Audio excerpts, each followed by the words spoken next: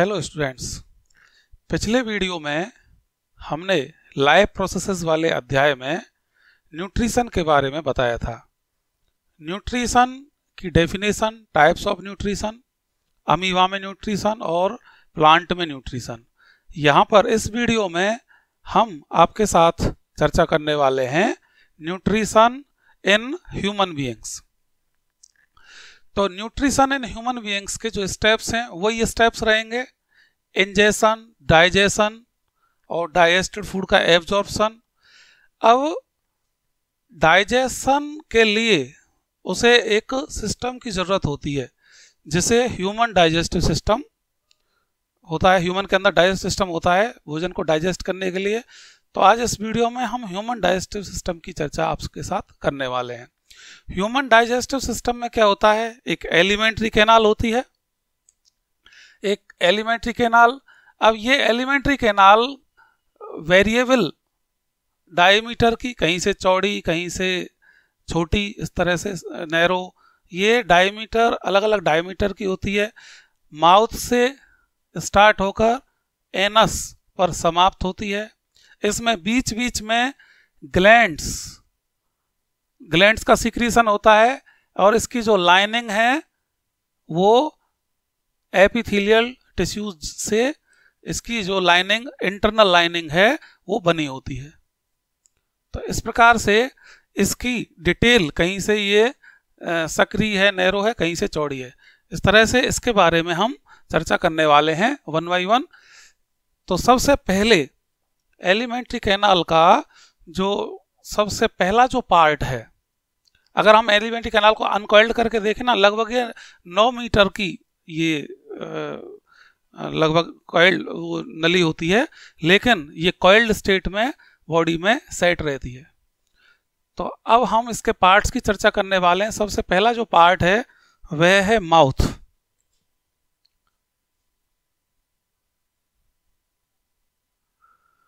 Number 1, mouth. तो mouth जो anterior most part होता है इसका, इस तरह से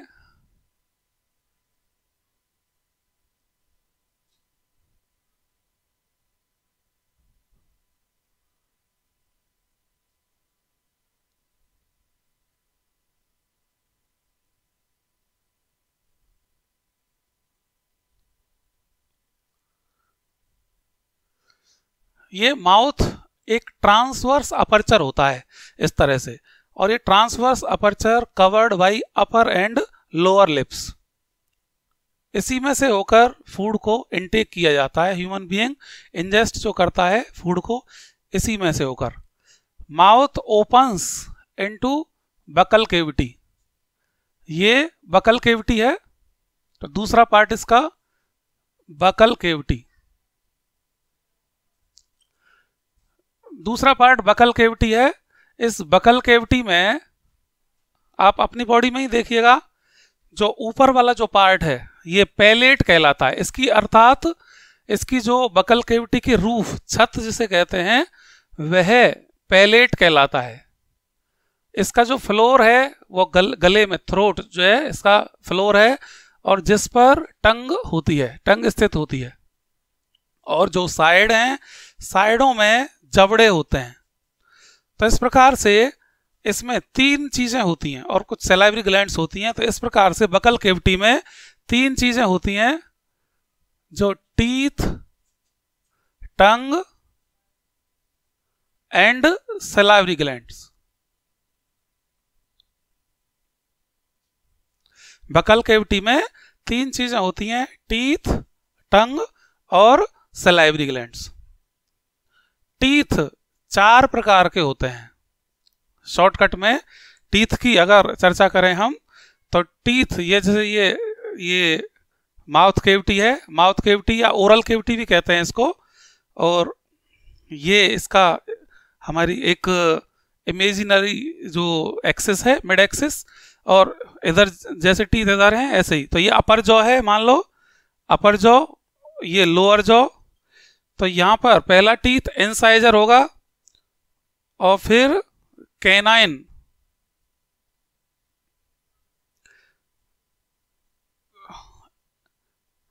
ये दो तो इंसाइजर होते हैं, एक कैनाइन होता है, नुकीला जो होता है, और दो ये वाले प्री मोलर होते हैं, और ये तीन जो होते हैं यहां पर ये मोलर होते हैं। तो इस तरह से इंसीजर 2, कैनाइन 1, प्रीमोलर 2 और मोलर 3 ये अपर जॉ में होते हैं एक साइड में, और सेम इस तरह से तो 8, और ऐसे ये इंसीजर 2 लोअर जॉ में, कैनाइन 1, प्रीमोलर 2, मोलर 3, 21-23 होता है इस तरह से फॉर्मूला, डेंटल फॉर्मूला अगर कहें तो ये 8 और 8 16, और अगर डबल करेंगे तो 32 टीथ का इस तरह से डेंटल फॉर्मूला रिप्रेजेंट कर सकते हैं। तो ये टीथ होते हैं। इसके बाद टंग, टंग जो होती है यह एक मस्कुलर ऑर्गन है टंग। इस पर कुछ प्रोजेक्शंस होते हैं, उन टंग पर जो प्रोजेक्शंस होते हैं या एलिवेशंस होते हैं उन्हें पेपली कहते हैं। उनको टंग पर उनको पेपली कहते हैं, PAPILL, singular papilla, plural papillae. Papillae contains taste buds, papillae में टेस्ट बर्ड्स होती हैं, और ये टेस्ट बर्ड्स की हेल्प से ही टेस्ट को रिकॉग्नाइज किया जाता है। ये टेस्ट बर्ड्स ही ब्रेन में ये सेंस पहुंचाती हैं टेस्ट का और स्वाद का आभास कराती हैं। इसके अलावा जो टंग है वह स्पीच में हेल्प करती है, मैस्टिकेशन में भोजन चबाने में हेल्प करती है, स्वैलोइंग ऑफ फूड भोजन के निगलने में हेल्प करती है। तीसरी चीज सलाइवरी ग्लैंड्स। सलाइवरी ग्लैंड्स ये बकल केविटी में 3 जोड़ी सलाइवरी ग्लैंड पाई जाती हैं, जिनको पैरोटिड, सब मैक्सिलरी एंड सब लिंगुअल ग्लैंड्स कहते हैं। इन सभी का सीक्रीशंस, ये सभी डक्ट के द्वारा बकल केविटी में सीक्रीशन जो सीक्रेट वाटरी फ्लूइड सीक्रेट करती हैं, जिसे सलाइवा कहते हैं। इस सलाइवा में होता है लाइसोजाइम। लाइसोजाइम एंटीबैक्टीरियल की तरह कार्य करता है। कुछ साल्ट्स होते हैं जो ओरल केविटी का पीएच मेंटेन करते हैं। कुछ थोड़े अमाउंट में इम्यूनोग्लोबुलिन अर्थात एंटीबॉडीज होते हैं जो एंटीबैक्टीरियल, जो बैक्टीरिया को किलिंग करने में हेल्प करते हैं। और सबसे इंपॉर्टेंट एक एंजाइम होता है, टाइलिन कहते हैं उसे, और सलाइवरी एमाइलेज या टाइलिन। यह सलाइवरी एमाइलेज जो इनकमिंग फूड में जो स्टार्च है उसको डाइजेस्ट करने का काम करता है। तो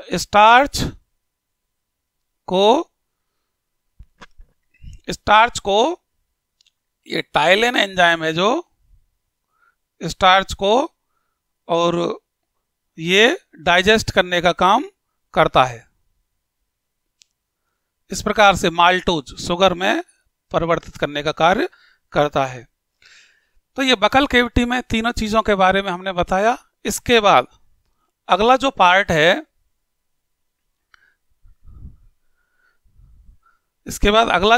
है, यहां पर ये आ जाता है एक फनल जैसा पार्ट, ये वाला, ये फनल जैसा पार्ट आ जाता है, और इस फनल जैसे पार्ट को फेरिंग्स कहते हैं। Pharynx is the common part for food as well as air. तो ये आगे की तरफ वेंट्रल साइड में तो विंड पाइप होती है और डॉर्सल साइड में फूड पाइप होती है। तो ये विंड पाइप है जिसके बारे में आगे अगले वीडियो में हम बताएंगे, और ये फूड पाइप है। फूड पाइप जिसे ईसोफेगस कह रहे हैं, ये ईसोफेगस या फूड पाइप एक ही बात है। तो ये फूड पाइप ये कॉमन पैसेज होता है और यहां होके एयर जाती है। इस तरह से ये food and air cross each other. अब ईसोफेगस की बात करते हैं। चौथा जो पार्ट है ईसोफेगस।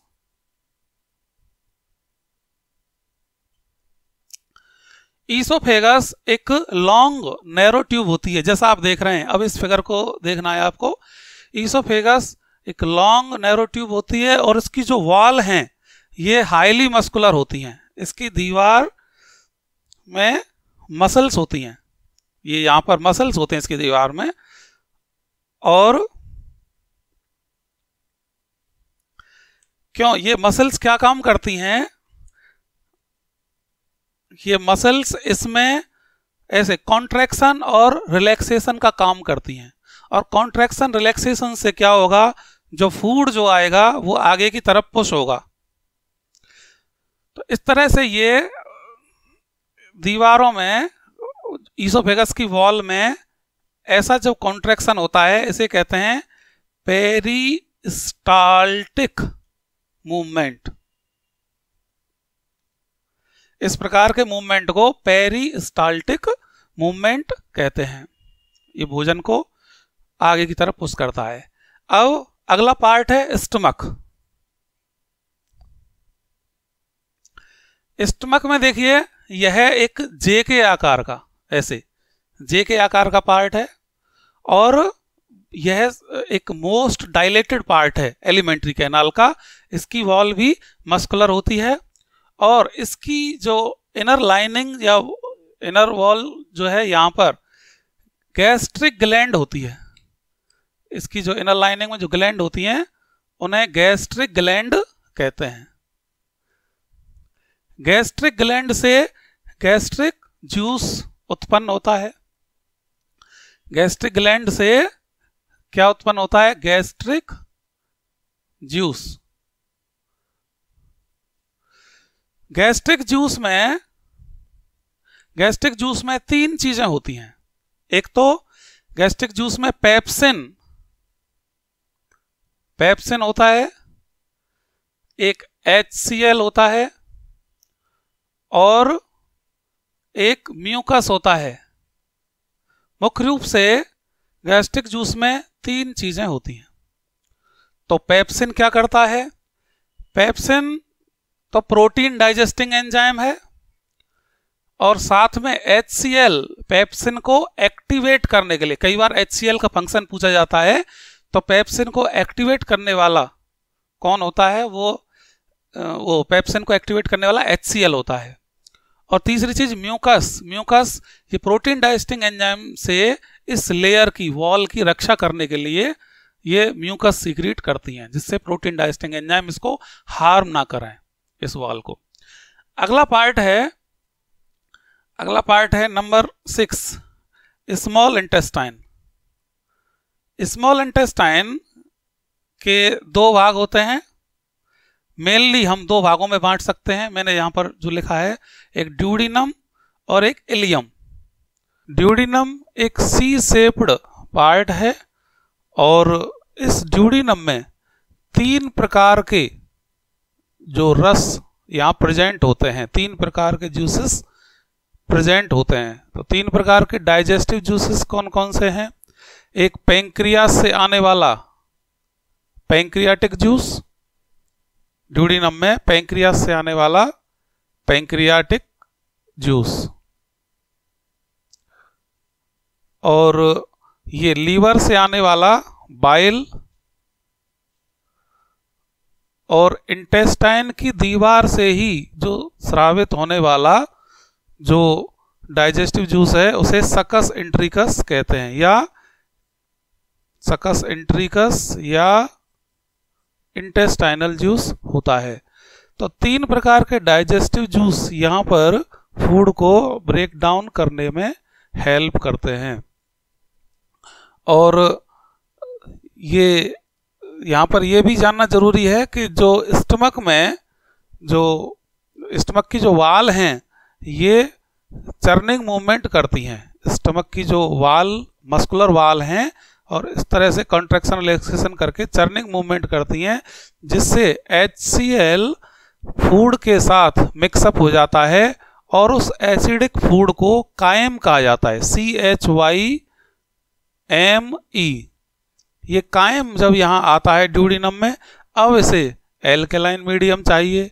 पैंक्रियाटिक जूस के जो एंजाइम हैं पैंक्रियाटिक जूस में जो एंजाइम उपस्थित होते हैं वे एल्कलाइन मीडियम उनके लिए आवश्यक होता है, उनके फंक्शन के लिए, उनके वर्क करने के लिए।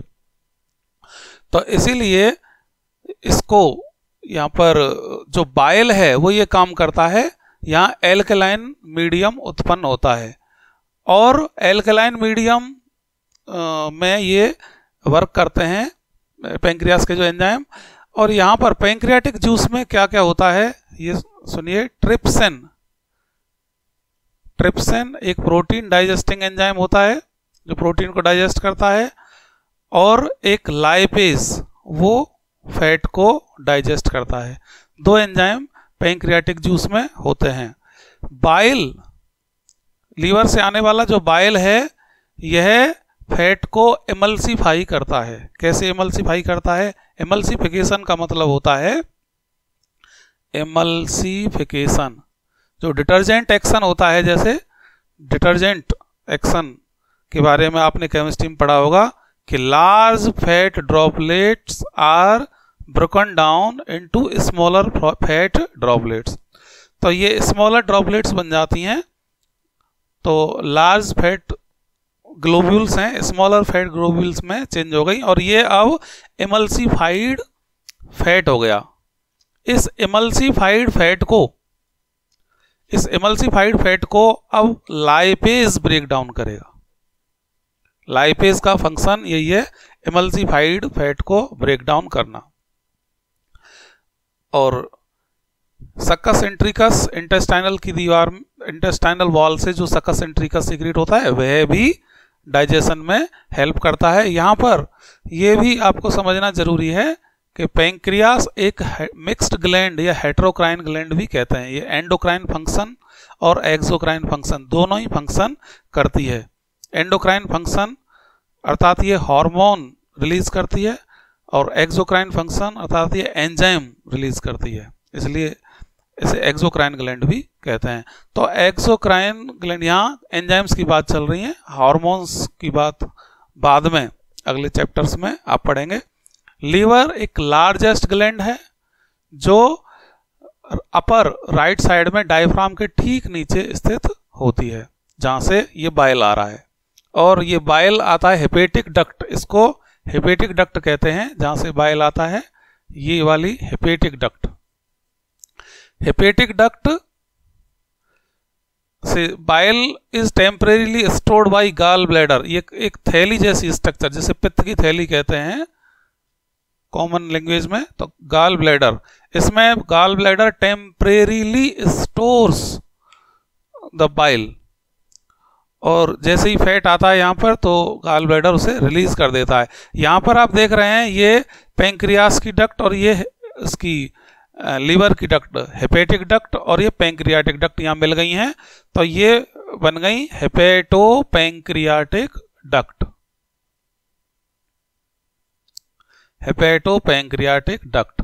तो आप देख रहे हैं जो ड्यूडिनम में जो लीवर का और पैंक्रियास का जो सिक्रीशन आ रहा है वह हेपेटो पैंक्रियाटिक डक्ट के द्वारा ही ड्यूडिनम जो सी शेप्ड पार्ट है वह रिसीव कर रहा है स्मॉल इंटेस्टाइन का। इलियम, दूसरा भाग अब इलियम। इलियम एक कॉइल्ड और लॉन्गेस्ट पार्ट कह सकते हैं एलिमेंट्री कैनाल का, जो डाइजेशन में हेल्प करता है और यहाँ पर कंप्लीट डाइजेशन फूड का होता है। अर्थात यहाँ पर जो ड्यूडिनम में जो डाइजेशन होता था यहाँ कंप्लीट, अर्थात उसे और आवश्यकता थी डाइजेशन की और वो एब्जॉर्बेबल फॉर्म में नहीं था कह सकते हैं। तो यहाँ पर सिंपलेस्ट जो न्यूट्रिएंट में परिवर्तित हो गया, अर्थात अब वो एब्जॉर्बेबल फॉर्म में हो गया है यहाँ इलियम में। तो अब इलियम में कंप्लीट डाइजेशन हो गया है।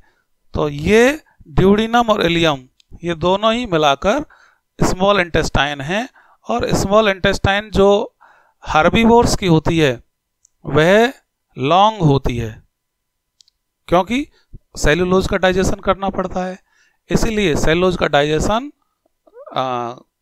के लिए लॉन्ग एलिमेंट्री कैनाल चाहिए, लॉन्ग इंटेस्टाइन चाहिए, उसका कठिन होता है। जबकि meat is easier to digest, meat को डाइजेस्ट करना आसान है।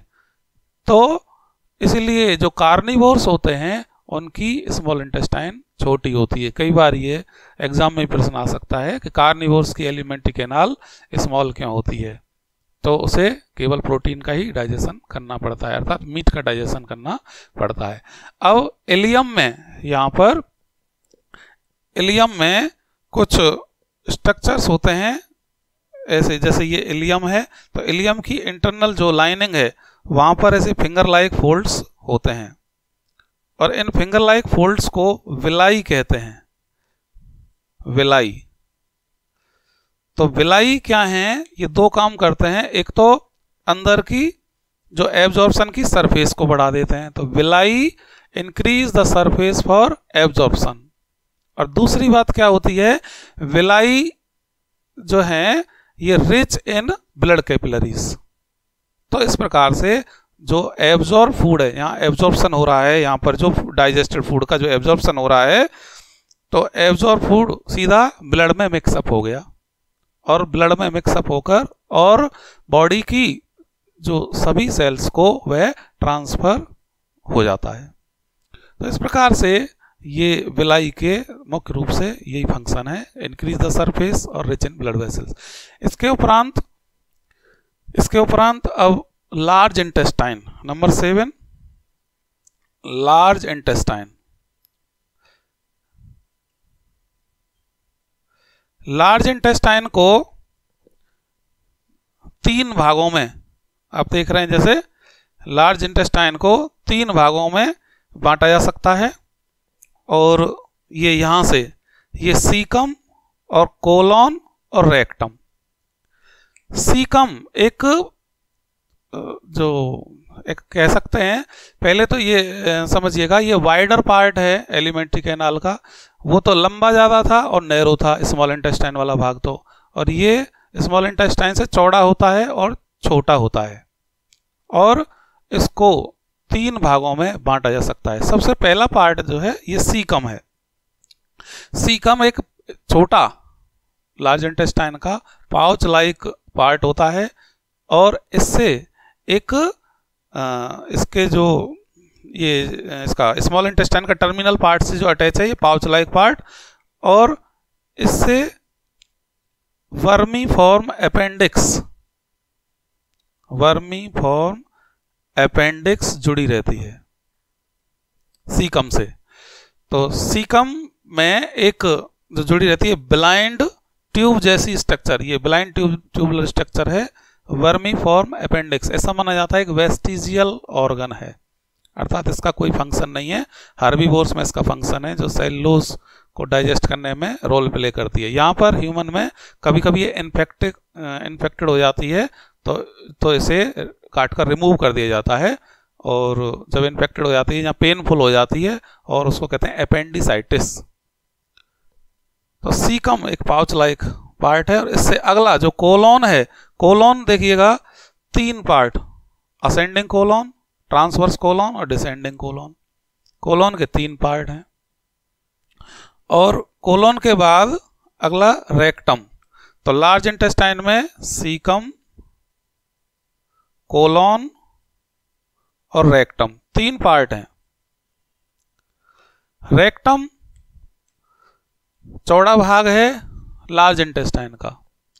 इसकी रेक्टम है, यहाँ पर जैसे आपको पता है स्मॉल इंटेस्टाइन में फूड एब्जॉर्ब हो गया, अब अनडाइजेस्टेड वेस्ट मैटर बच रहा है जो कोलोन से होकर इस तरह से आगे बढ़ रहा है, और रेक्टम में टेम्परेरीली स्टोर हो जाता है अनडाइजेस्टेड वेस्ट मैटर है जो रिमूव किया जाएगा, और इस अनडाइजेस्टेड वेस्ट मैटर को फीकस कहने लगते हैं अब, और फीकस को टेम्परेरीली स्टोर रेक्टम में किया जाता है। रेक्टम की जो वॉल हैं ये उसमें से वाटर को एब्जॉर्ब कर लेती हैं, और वाटर को एब्जॉर्ब करके फीकस को सेमी सॉलिड बना देती हैं, और ये semi solid faeces is now adjusted out through the anus.